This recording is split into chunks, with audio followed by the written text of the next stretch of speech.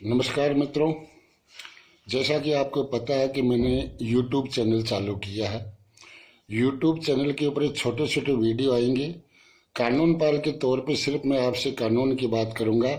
इधर उधर की दुनिया जो करती है उनका मैं कोई जवाब नहीं देके और आपके साथ कहूँगा कि इस कानून को गुलाम बना के जज और पुलिस को दबाव डाला के इस अशोक पाठ ने RK मार्बल ग्रुप ने मेरे को कैसे कानूनी हथकंडे अपना के तबाह और बर्बाद किया है।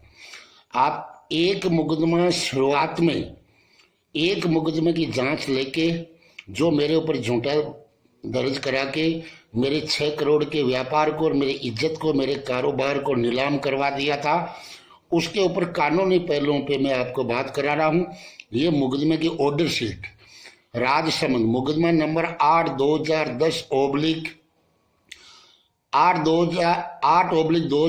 CGM Rajsamand RK fuel proprietor Pushkar Patidar बनाम पीरदान और कोर्ट का परिवाद का नंबर है 140/9 यानी कि 2009 में दर्ज हुआ। उसकी ऑर्डर शीट है आपके सामने।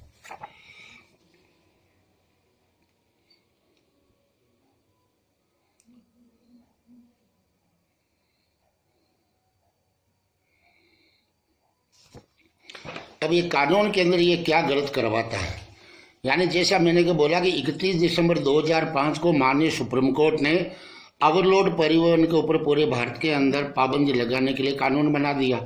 मैं RK मार्बल में 2005 से 2095 से 2005 तक मार्बल ढोने का काम कर रहा था, किसी प्रकार का विवाद नहीं। जब इसकी खान बंद पड़ गई तो नोटन पास वाली गाड़ियों को हटवा के और मैंने एक साथ 21 टेलर बनाए थे 28 टन पासिंग के। 21 टेलरों के बदले मैंने 21 सिक्योरिटी चेक दिए थे, जैसे आप कार लोन, होम लोन या अन्य के लिए देते हैं।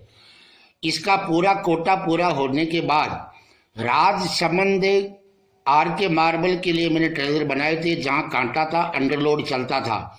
लेकिन 400 गाड़ियों का कोटा पूरा होने के बाद प्रतापगढ़ जिले की दरियावत तहसील में दरड़ा करके गांव है, वहां पे RK मार्बल के चेयरमैन अशोक पाटने के बेटे विनीत जैन, उसके नाम से एक काले पत्थर की खान ओपन हुआ था और वहां से मुझे ओवरलोड डालने के लिए पाबंद किया।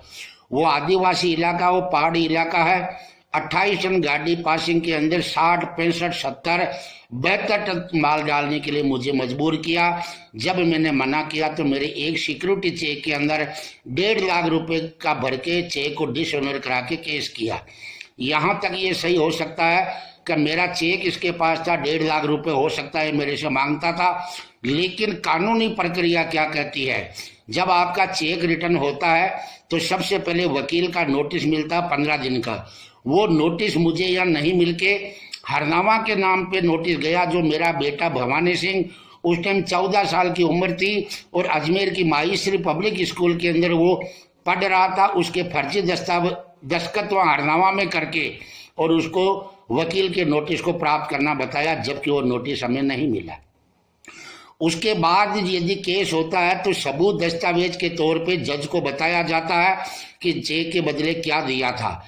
तो जो परिवादी है केस करने वाला, RK मार्बल का वाइस प्रेसिडेंट परमानंद पाटीदार का छोटा भाई RK फ्यूल का प्रोपराइटर पुष्कर पाटीदार, वो वहां पे मार्बल बेचने के पेटे चेक देना बताता है। यानी कि 1.5 लाख रुपए का मार्बल पीरदान को बेचा था, पैसा नहीं दिया तो चेक को रिटर्न करा के केस किया। उसकी प्रक्रिया ये होती है कि केस दर्ज होने के बाद पुलिस को समन भेजा जाता है।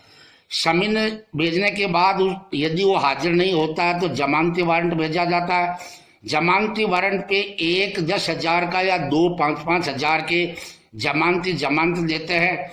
उस जमानत की अवहेलना होती है तो गिरफ्तारी वारंट निकलता है। गिरफ्तारी वारंट निकलने के बाद भी यदि वो नहीं है तो संबंधित थाने के अंदर स्टेटनिक वारंट रखा जाता है और तब भी जो मिलता है अभियुक्त तो उसको गिरफ्तार करके और कोर्ट में पेश किया जाता है।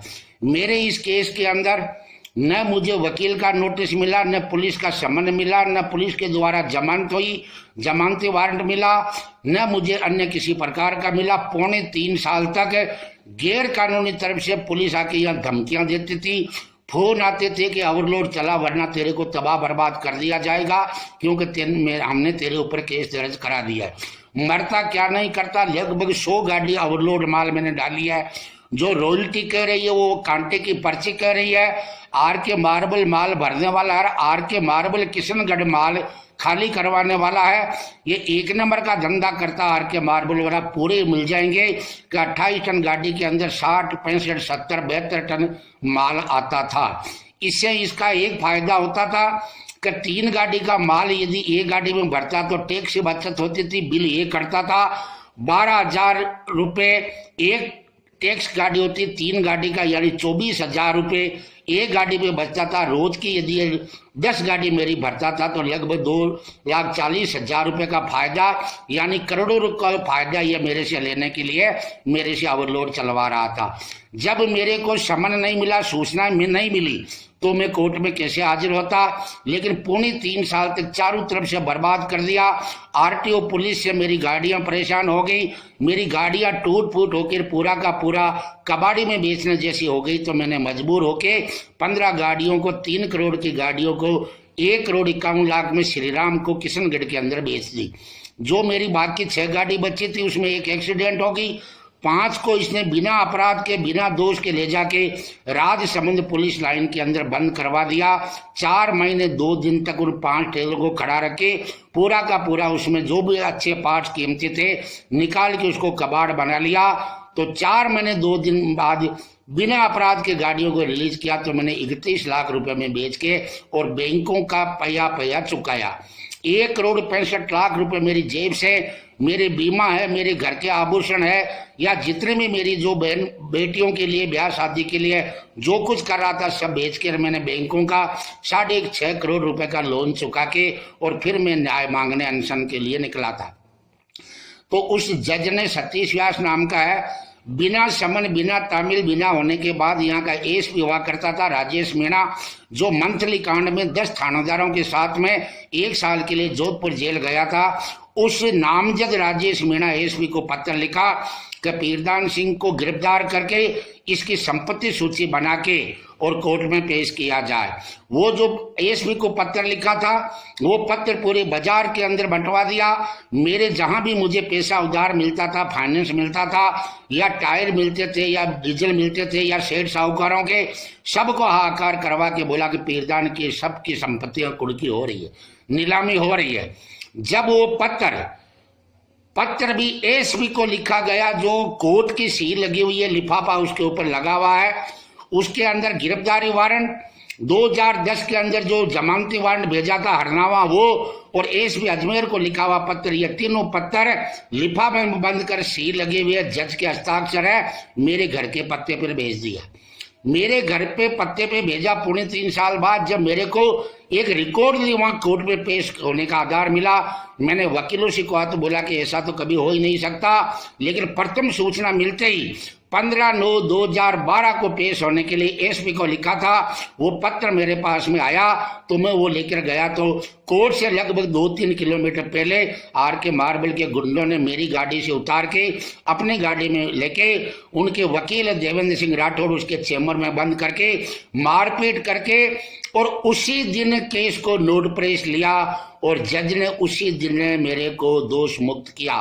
क्या यह न्यायपालिका है या ये कार्यपालिका है या ये न्याय प्रक्रिया सही है? यानी कि जब कहा आर के ने, जज ने केस दर्ज कर दिया, जब कहा मेरी संपत्ति सूची का निकाल दिया, और जब उसका आदेश हुआ तो मेरे को दोष मुक्त कर दिया। लेकिन इससे पहले पौने 3 साल में मेरा 6 करोड़ का व्यापार और करोड़ों की इज्जत, जो 4-4 करोड़ के लोन मुझे सिर्फ हस्ताक्षर मेरी गुडविल पे मिलता था, तो क्या मुझे जज के खिलाफ हाईकोर्ट नहीं जाना था? गया, विजिलेंस रजिस्ट्रार हाईकोर्ट के अंदर जाके शिकायत दी, पुलिस में आर के मार्बल के खिलाफ शिकायत दी। लेकिन जब इनके खिलाफ शिकायत दी तो फिर आगे की कहानी अगले वीडियो में बताऊंगा। मेरा कानून के जानकारों से, सुप्रीम कोर्ट के चीफ जस्टिस ऑफ इंडिया से, जयपुर जोधपुर के हाई कोर्ट के जजों से, राजस्थान के मुख्यमंत्री, भारत के प्रधानमंत्री, भारत के राष्ट्रपति से इतना ही पूछना है कि एक चेक रिटर्न 138 धारा में चेक बाउंस का केस होता है, क्या उसमें यह प्रक्रिया सही है? बिना समन, बिना सूचना, बिना तामील करना, संपत्ति सूची कुर्क करने का और गिरफ्तार करके पेश करने का आदेश है ही कोर्ट के अंदर, इस न्याय प्रक्रिया में है। और यदि नहीं है तो अपराधियों, दोषियों, भ्रष्टाचारियों के खिलाफ यदि मैं जांच मांग के और इनके लिए सजा मांग रहा हूं, मेरा जो कारोबार या मेरे परिवार को तबाह बर्बाद किया वैसे अन्य किसी पीरदान को न करे, तो क्या मैं भारत के संविधान का सम्मान नहीं कर रहा हूं? सुप्रीम कोर्ट के आदेश की पालना करने के लिए मुझे तबाह बर्बाद किया, तो क्या अन्य को यह नहीं करेगा? ये पीरदान परिवार को तबाह बर्बाद नहीं किया है, भारतीय संविधान को इसने तबाह बर्बाद किया है, तो क्या उस संविधान को बचाने के लिए पीरदान आगे नहीं आएगा? आ रहा है। क्या मेरा ये दोष है, ये मेरा गुनाह है? और यदि गुनाह है तो फिर बंद कर दो इस संविधान को और R.K. मार्बल को वहां पे हिटलर की तरह, मुगल और अंग्रेज की तरह बिठा दो। जैसा ये आदेश दे वैसे राष्ट्रपति, प्रधानमंत्री, राज्यपाल और मुख्यमंत्री के साथ हाई कोर्ट, सुप्रीम कोर्ट और सभी कोर्ट इसके आदेश की पालना करे। जैसे तालिबानी हुक्म के तहत, तालिबानी आदेश के तहत मलाला को गोली मारी जाती है, उसी प्रकार आज के इस मुगल अकबर अशोक पार्टी के आदेश से हमारे परिवार को पूरे को तबाह बर्बाद तो कर दिया और गोली मारना बाकी है। जय हिंद, जय संविधान। अगले वीडियो का करो इंतजार।